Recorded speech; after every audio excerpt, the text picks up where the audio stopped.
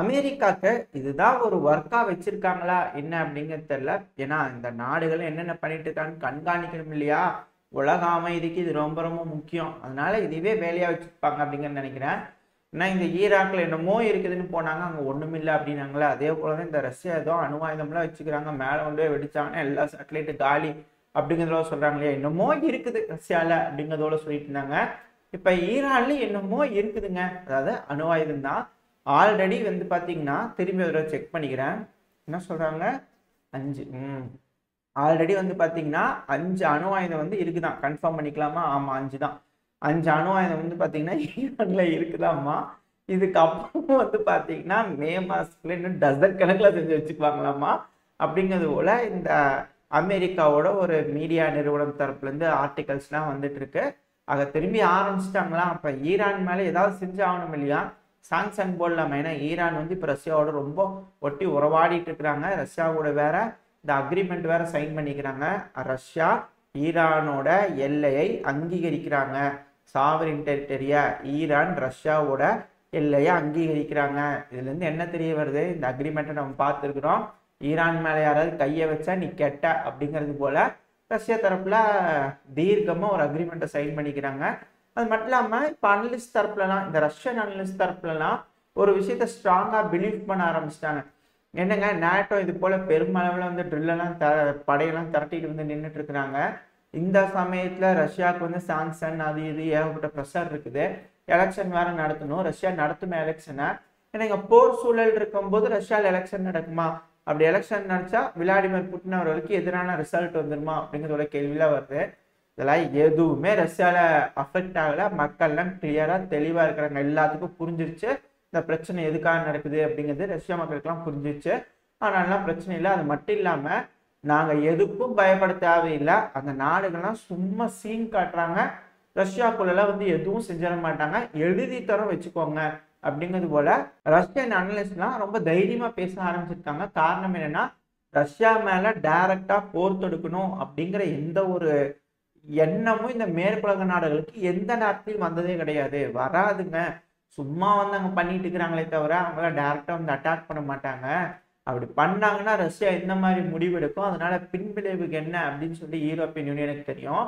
சும்மா செய்யறாங்க அவ்வளவுதான், ஏதோ செய்யணுமேன்ட்டு. அவங்களாம் ரஷ்யாவை தொட மாட்டாங்க அப்படிங்கிறத சொல்லப்பட்டு வருது. ஆனா உக்ரைன் டெரிட்டரிக்குள்ள வந்து உக்ரைனுக்கு ஆதரவா போராடலாம்லங்க அப்படின்ற ஒரு கேள்வி வந்ததுன்னா செய்ய மாட்டாங்க அப்படிங்கிறது போல ரஷ்யன் அனலிஸ்ட்லாம் சொல்றாங்க. அப்ப இந்த அளவுக்கு தீர்க்கமா நம்புறாங்கன்னா அப்ப ஏதோ ஒரு முடிவுல, மிகப்பெரிய முடிவுல ரஷ்ய தரப்புல எடுத்துட்டாங்களா அப்படின்ற கேள்வி வருது. அதுக்கான அதிகாரம் ரஷ்ய அதிபரான விளாடிமிர் புட்டின் அவர்கள் பதவி ஏற்கிறதுக்கு முன்னாடி இந்த உக்ரைனை முழுசும் பிடிச்சிட்டாருன்னா பதவி ஏற்றதுக்கு அப்புறமா இது அத்தனையும் ரஷ்யன் பெடரேஷனோட இணைக்கப்படுகிறது அப்படிங்கிறது போல கையெழுத்து போட்டுருவாரு அப்படிங்கிறது போல சொல்றாங்க. அவர் பதவி ஏற்கிறதுக்கு முன்னாடியே பிடிக்கணும், பிடிச்சதுக்கு அப்புறம் பதவி ஏற்று கையெழுத்து போட்டுருவாரு. இப்படிதான் ஸ்கிரிப்ட், அதை தான் எழுதியிருக்கிறாங்க ரஷ்யன்ஸ். அது எக்ஸிக்யூட் ஆகுதா என்ன அப்படிங்கிறத பொறுத்திருந்து பார்ப்போம். அடுத்தது வரக்கூடிய செய்திகள் இதெல்லாம் வச்சு பார்க்கும்போது இந்த சவுத் ஈஸ்ட் ஏசியாவில் ஏகப்பட்ட பிரச்சனைகள் இருக்கு. அதுவும் இந்த சீனா தைவான் அடிப்பாங்களா அப்படின்ற கேள்விகள்லாம் வருது இல்லையா? ஒரு வேளை ஒரு பிரச்சனை வந்துருச்சு அப்படின்னா இந்த மலாக்கா ஸ்ட்ரைட் இது வழியெல்லாம் போயிட்டு இருக்க முடியாது. ஏன்னா சிங்கப்பூர் மலேசியாலாம் இந்த அமெரிக்காவோட பேஸ்லாம் இருந்துச்சுன்னா அந்த வழியா போகும்போது, இந்த மலேசியா வழியெல்லாம் போகும்போது ஏர் ஸ்ட்ரைக் பண்ணி அதை அழிக்கிறதுக்கு நிறைய வாய்ப்பு இருக்கு. அதனால இப்ப மாற்று வழி வேணும், எந்தெந்த வழியில தேடலாம் அப்படிங்கிறதுல சீனா யோசிக்கும் போது பாகிஸ்தான், மயன்மார், அப்புறம் தாய்லாந்து.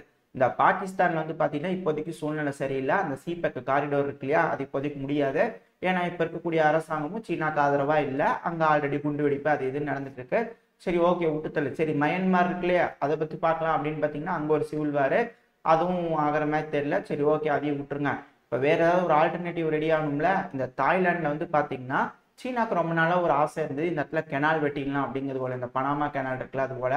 பட் ஆனா இப்போதைக்கு இருக்க சூழல்ல அது முடியாது. ஆனா சீக்கிரமா ரெடி பண்ணும். அதனால இந்த தாய்லாந்துல வந்து பாத்தீங்கன்னா லேண்ட் காரிடார், எப்படி மிடில் ஈஸ்ட் காரிடார் அது போல இந்த இடத்துல வந்து தாய்லாந்து காரிடார் போடுறாங்களாமா.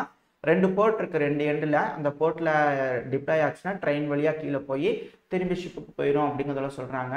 இப்போ இந்த இடத்த பாதுகாக்கணும் அப்படின்னா கம்போடியால வந்து பாத்தீங்கன்னா ஆல்ரெடி சீனாக்கு வந்து பேஸ் இருக்கு, நேவல் பேஸ் இருக்கு. அதனால பிரச்சனை இல்லை.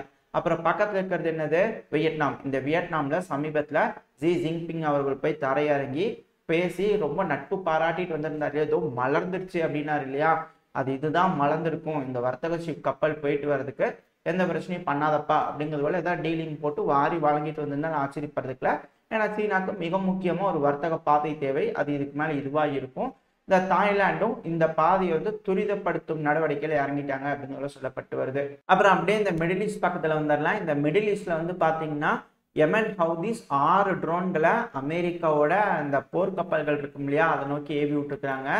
அந்த போர்க்கப்பல்கள் மேல நோக்கி வந்த அந்த 6 ட்ரோன்களையும் நாங்க தாக்கி அழிச்சிட்டோம் அப்படின்னு அமெரிக்க தரப்புலன்னு சொல்லிக்கிறாங்க. இது நடந்தது பிப்ரவரி 22.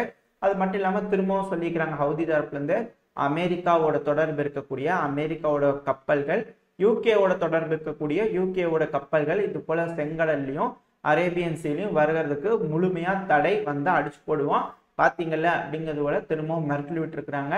ஆக இந்த செங்கடல் முழுவதும் ஹவுதியோட கட்டுப்பாட்டுக்குள்ள இருக்கு அப்படிங்கிறது தெரிய வருது. அடுத்தது இந்த இஸ்ரேல் டமாஸ்கஸ்ல போய் தாக்குதல் பண்ணாங்க இல்லையா சிரியாவோட நிலைகள்ல, அப்படி தாக்குதல் பண்ணும்போது அங்க 3 ரஷ்யர்கள் இருந்ததாகவும் அவங்க 3 பேர் இறந்ததாகவும் ரஷ்ய தரப்புன்னு சொல்லிக்கிறாங்க. அவங்கள ரஷ்ய ராணுவத்தை சேர்ந்தவங்க அப்படிங்கிறது போல. இதனால ரஷ்யாவுக்கும் இஸ்ரேலுக்கும் ஏதாவது எஸ்கலேஷன் வருமா அப்படிங்கிறது போல கேள்விகள் வருது. யூஎன் தரப்புல ரஷ்ய தரப்புல இருந்து கண்டனங்கள்லாம் எழுப்பிட்டு இருக்கிறாங்க. அது மட்டும் இல்லாம பாலஸ்தீனோட அந்த குரூப்லாம் கூப்பிட்டு உட்கார பேசிக்கிட்டு இருக்கிறாங்க என்ன மாதிரியான உதவிகள் பண்ணலாம் அப்படி இப்படின்ட்டு. அது மட்டும் இல்லாம இந்த சிரியாலையும் லெபனான் கூட விட்டுருங்க, இந்த சிரியாலாம் வந்து தாக்குதல் பண்ணிட்டு இருக்கும்போது ஈரானோட ஃபோர்ஸ் இருக்கு, ரஷ்யனோட ட்ரூப்ஸ் இருக்காங்க. இவங்க மேல தாக்குதல் அதிகமா இருக்கும்போது இவங்க டைரக்டா ரிப்ளை கொடுத்துட்டாங்கன்னா என்ன நடக்கும் அப்படின்ற கேள்வி வருது இல்லையா. அதனால இதுக்கு மேல கொஞ்சம் இஸ்ரேல் இந்த F-16 பறக்கூடும் போது கொஞ்சம் பார்த்து பறக்கிடுவாங்க அப்படிங்கிறது சொல்லப்பட்டு வருது. அப்படியா என்னன்றது தெரியல. ஏன்னா இந்த இஸ்ரேல் தொடர்ந்து சிரியாலையும் சரி லெபனான்லயும் சரி பயங்கரமான தாக்குதல் பண்ணிட்டு இருக்காங்க. சமீபத்துல இந்த லெபனான்ல இருந்து ஒரு தாக்குதல் பொதுமக்கள் வாழும் இடத்துல, அதுவும் ஒரு பொலிட்டிக்கல் லீடர் இருக்கக்கூடிய வீட்டுல வந்து தாக்குதல்னு சொல்லி ட்ரை பண்ணிக்கிறாங்க ட்ரோனை வச்சு. பட் அதை நியூட்ரலைஸ் பண்ணிட்டாங்க. அது போல பண்ணதுனால போர் அறிவிச்சுதான் நாங்க எடுத்துப்போம் அப்படிங்கிறத இஸ்ரேல் தரப்புன்னு சொல்லிக்கிறாங்க. இதோட முடிஞ்சிச்சா இந்த காசா பகுதியில் ஏதோ இப்போ முடிவு வர மாதிரி தெரியுது. ஏதோ பேச்சுவார்த்தை எல்லாம் பண்ணலாம், அமெரிக்கா வந்து ரொம்ப ஸ்ட்ரிக்டா பேச்சுவார்த்தையில இறங்கலாம் அப்படிங்கிறதெல்லாம் இருக்கிறாங்க அப்படின்னு சொல்லப்பட்டு வருது. இப்படி இருக்கும்போது இந்த பிரச்சனை பெருசா எல்லா பக்கமும் பரவிடுச்சுன்னா என்ன ஆகுது. அதனால இஸ்ரேல் கொஞ்சம் பார்த்து அட்டாக் பண்ணுங்கப்பா அப்படின்னு திரும்பவும் அமெரிக்க தரப்புல இருந்து அழுத்தம் கொடுக்க வாய்ப்பு இருக்கு அப்படிங்கிறாங்க. அப்படியா இருந்துச்சுன்னா பரவாயில்ல, இல்ல எல்லாம் கையை மீறி போயிடுச்சுன்னா மாறி மாறி அடிச்சுக்குவாங்க அப்படிங்கிறத யதார்த்தமான உண்மை. ஏன்னா திரும்பவும் யூகே அமெரிக்கா இவங்கள என்ன பண்ணிக்கிறாங்க, ஹவுதிஸ் மேல தாக்குதல் பண்ணிக்கிறாங்க. காரணம் என்ன, யூகேவோட அந்த ஷிப்பை வந்து அடிச்சாங்க இல்லையா, அதனால ஒரு மிகப்பெரிய தாக்குதல் யமன்ல பண்ணலாம் அப்படிங்கிறது போல இவங்களாம் ஒன்று சேர்ந்து போய் ஒரு திரும்பி ஒரு ஸ்ட்ரைக் பண்ணிக்கிறாங்க அப்படிங்கிறத சொல்லப்பட்டு வருது. அது மட்டும் இல்லாம இந்த G20 போர்டு இருக்குல்ல, பிரேசில் அவங்க தலைமையில தான் இருக்கு இப்போ G20. ஸோ அவங்க பிரேசிலோட லுலா அவர்கள் என்ன சொல்லிக்கிறாருன்னா இது போல 2 ஸ்டேட் சொல்யூஷன் வேணும். அது மட்டும் இல்லாம இங்க நடக்கக்கூடிய இந்த காசால நடக்கக்கூடிய மாஸ் கில்லிங்ஸை வந்து பார்த்தீங்கன்னா ஹாலோகாஸ்டோட கம்பேர் பண்ணி சில விஷயங்களா சொல்லியிருந்தாரு.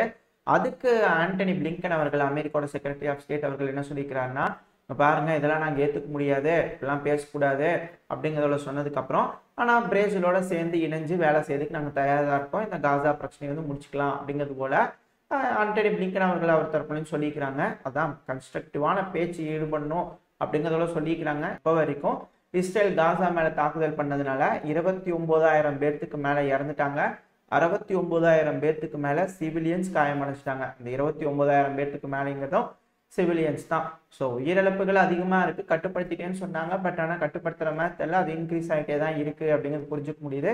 இதுக்கு ஏதாவது ஒரு நடவடிக்கை எடுப்பாங்க அமெரிக்கா அப்படின்ற நம்பிக்கையில் இந்த பதிவு நான் முடிச்சுப்போம். இந்த பதிவு எப்படி இருந்துச்சு, உங்களுக்கு பிடிச்சிருக்கா, பிடிச்சுனா லைக் பண்ணுங்க, உங்க ஃப்ரெண்ட்ஸ் அண்ட் ஃபேமிலியோட ஷேர் பண்ணிக்கோங்க. அது கூடவே மறக்காம இந்த பதிவு பத்தின உங்களோட கருத்துக்களை கமெண்ட் செக்ஷன்ல சொல்லிடுங்க. இந்த பதிவு நல்லா இருந்து கூட நம்பிக்கையில் அடுத்த பதிவு உங்களை சந்திக்கிறேன். அது வரைக்கும் ஸ்டே சேஃப், பை பை.